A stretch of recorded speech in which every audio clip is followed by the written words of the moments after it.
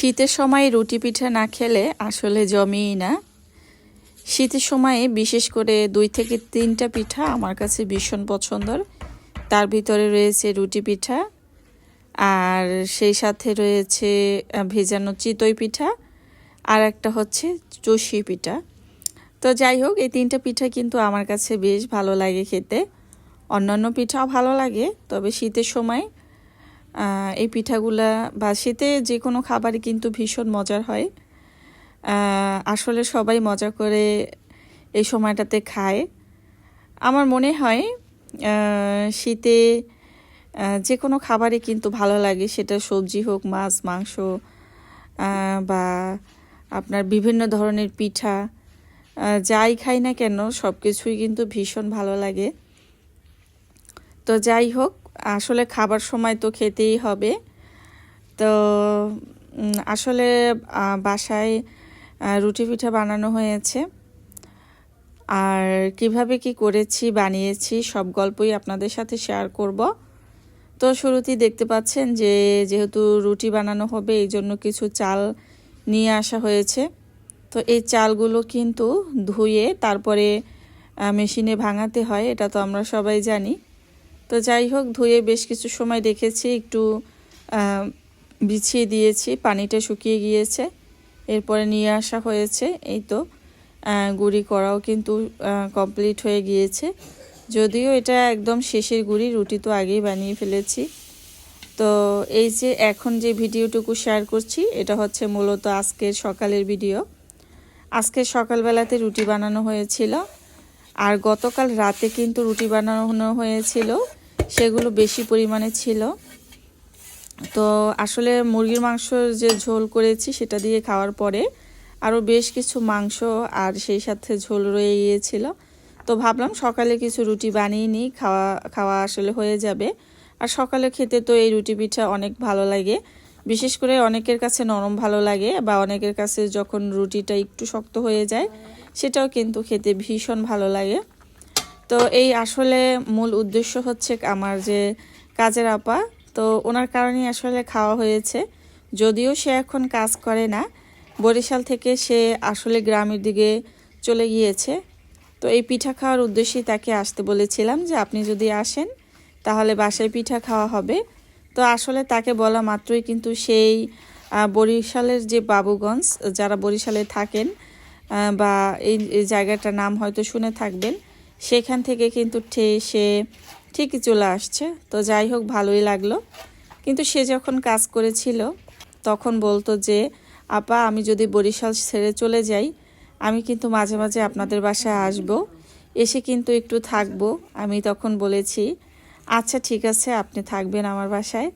তো আসলে যাই হোক, উনি খুবই আসলে সরল মনের মানুষ, খুব ভালো লাগে। আর উনি আমার কাছে আসতেও বেশ স্বাচ্ছন্দ্য বোধ করে। তো যাই হোক, এই তো দেখতেই পাচ্ছেন যে রুটি বানাচ্ছে। এটা কিন্তু আজকে সকালের ভিডিও শেয়ার করছি আপনাদের সাথে। তো রাতের বেলাতে তো বাসায় ছিল, আমাদের বাসায় ছিল, রাতের বেলাতেও এসে রুটি বানানো হয়েছিল। তো সেই রুটি আমরা কিন্তু একসাথে খাওয়া দাওয়া করেছি, তারপরে ঘুমিয়েছি। ঘুমানোর পরে সকালবেলা কিন্তু সে 8টার দিকে উঠেছে। তো যাই হোক, এরপরে কিন্তু সে তার কিছু থালা বাসন ছিল সেগুলো ক্লিন করে আবার রুটি বানাতে বসেছে। তো আমার এইখান থেকে অন্য যেই বাসায় কাজ করতো সেইখানে হয়তো দুপুরে খাওয়া দাওয়া করবে, তারপরে বিকালের দিকে চলে যাবে। তো তাকে আমি বলেছি যখন আমার বাসায় আসবেন শুধু আমার কাছে আসবেন, আর যদি সব বাসায় যান তাহলে হাতে একটু সময় নিয়ে আসবেন, এই আর কি। তো সে হাসতেছে। তো তার হাজবেন্ড যখন তাকে একটু অবহেলা করে, বুঝতেই পারেন আসলে গরিব মানুষ, তো তার হাজবেন্ড যখন তাকে অবহেলা করে তখন সে আসলে আমাদের কথা বলে যে আমি, আমার যে বাচ্চা, আমার একা মানুষের কী বা টেনশন, মানে আমার যে কাজের আপা সে বলতেছে আমি যদি, আমার ছেলের নাম তো জিসান, এটা আপনারা জানেন কম বেশি সবাই, যে আমি যদি জিসানের আম্মুর কাছে যাই আমার খাওয়া থাকা পড়ার কোনো কিছুরই অভাব হবে না। তো কিসের জন্য আপনি আমার সাথে এরকম করেন, মানে বুঝতেই পারছেন আসলে যারা দিনমজুর ওরা তো আসলে ওরকম বউয়ের মর্যাদা দেয় না, বলতে গেলে বউয়ের উপরে অত্যাচারই করে। তো যাই হোক, আমি তাকে বলেছি, আপনি তো ঠিকই বলেছেন যে আপনার একা মানুষের কোনো টেনশন নেই। কিসের টেনশন, আমি তো আছি। তাছাড়া উনি যেই সকল বাসায় কাজ করতেন আগে, সবাই কিন্তু ওনাকে ভালোবাসে। ভিডিওর শুরুতেই বলেছিলাম উনি সত্যি খুব ভালো মনের মানুষ। তো যার কারণে দেখা যায় সবাই ওনাকে ভালোবাসে, এই আর কি। তো সে কিন্তু এখন তরকারি ওটা মুরগির মাংসটা নেড়ে দিচ্ছে। আর আমরা তো সবাই জানি যে আমরা যদি রুটি পিঠা খাই সেক্ষেত্রে কিন্তু ঝোল লাগে। তো এই জন্য আসলে ঝোলটা দিয়ে দেওয়া, একটু বেশি করেই দেওয়া হয়েছে, যেহেতু ঝোল দিয়ে ভিজিয়ে খাওয়া হয়। এটা কিন্তু আমার ভীষণ পছন্দের একটা খাবার। তো যাই হোক, সে তার হাজব্যান্ডকে যখন বলে তখন তার হাজব্যান্ড চুপ থাকে। তো আমি মনে মনে ভাবলাম যে আসলে তাকে যখন তার হাজব্যান্ড অত্যাচার করে তখন আসলে সে কার পাওয়ার দেখাবে। তখন হয়তো আমাদের কথা বলে যে আমি যদি বরিশালে যাই তখন তো আমার থাকার জায়গার অভাব হবে না। তো সে নাকি তার কাছে কিছু টাকা ছিল, সেই টাকা নিয়ে আসলে বরিশালের উদ্দেশ্যে রওনা দিয়েছিল। তো তার বড় মেয়ে ছিল, তার হাজব্যান্ড নাকি ইশারা দিয়েছে যে তোর মাকে ধর। তো যাই হোক, ভালো লাগছিল শুনে যে আসলে কারো যদি ভরসার স্থান হতে পারি তাহলে মন্দ কিসের।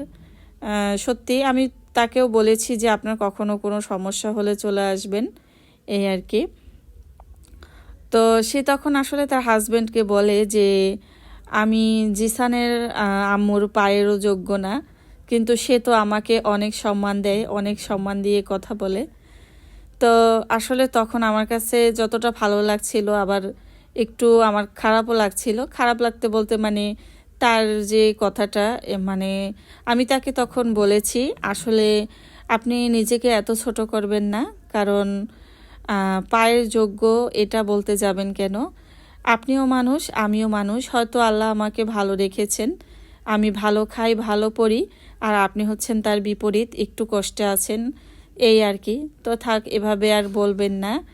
আর এখন সে আবার বলতেছে যে না, আমি এভাবে বলি যে তারা আমাকে অনেক সম্মান করে, কিন্তু আপনি আমার স্বামী হয়ে আমাকে সম্মান করেন না। তো যাই হোক, খালা কিন্তু আজ সকালে চলে গিয়েছে। তো তাকে বলেছি আপনি আপনার সময় সুযোগ হলে আবার আসবেন। তো সে আগে কিন্তু ফোন দিয়ে আবার জানায় আমাকে। তো যাই হোক, একটু নিজেরও ইচ্ছা হলো মন থেকে যে আমার যে বাসায় যে কাজের খালা ছিল তার কথাগুলো আপনাদের সাথে বলি। তো বললে হয়তো আপনারাও শুনবেন, আপনাদের ভালোও লাগতে পারে। আমি কিন্তু বলে বেশ ভালো লাগছে, কারণ আমার মনটাও বেশ হালকা লাগছে। তো যাই হোক, আসলে যে আমরা যে রুটি পিঠে খেয়েছি আর সেটা শেয়ার করে যতটুকু ভালো লেগেছে তার চাইতে বেশি ভালো লেগেছে আমি যে আমার খালার কথাগুলো আপনাদের সাথে শেয়ার করতে পেরেছি, এটাই আমার কাছে অনেক বেশি ভালো লেগেছে। তো সবাই ভালো থাকবেন, আল্লাহ হাফেজ।